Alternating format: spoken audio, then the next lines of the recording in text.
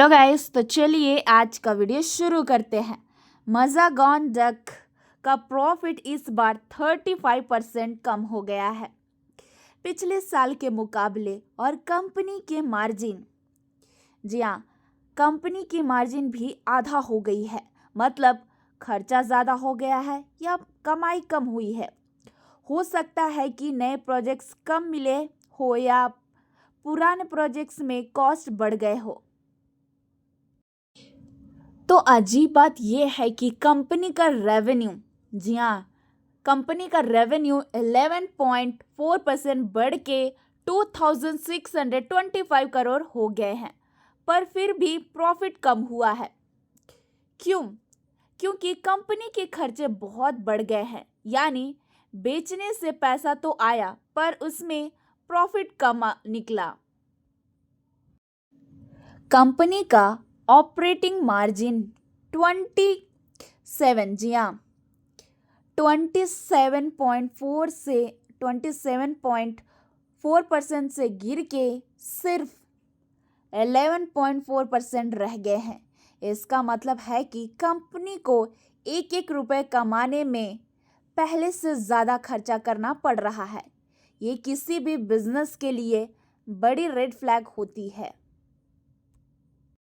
Result से पहले ही लोग टेंशन में थे।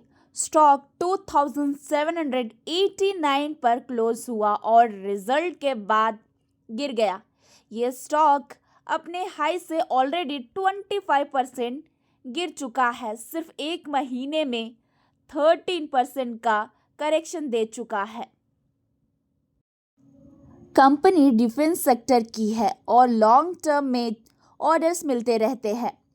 आज की गिरावट शॉर्ट टर्म हो सकती है, पर अगर कॉस्ट कंट्रोल हो गया तो कंपनी वापस बाउंस बैक कर सकती है।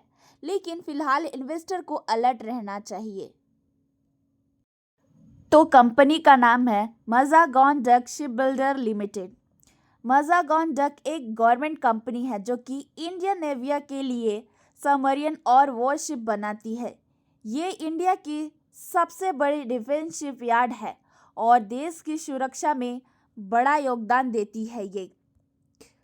तो देखिए, मज़ागॉन डक का Q1 के रिजल्ट के वार्निंग है। मतलब कि Q1 रिजल्ट एक वार्निंग है।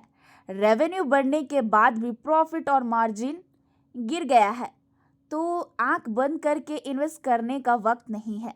सोच समझ के डिसीजन लीजिएगा। तो देखिए, कोई भी आपको स्टॉक बाई या सेल करने के लिए नहीं बोला जा रहा है। कोई भी स्टॉक या सेल या बाई करने से पहले अपने एक्सपर्ट के सजेशन के अकॉर्डिंग ही कोई भी स्टॉक बाई या सेल करें। Thank you.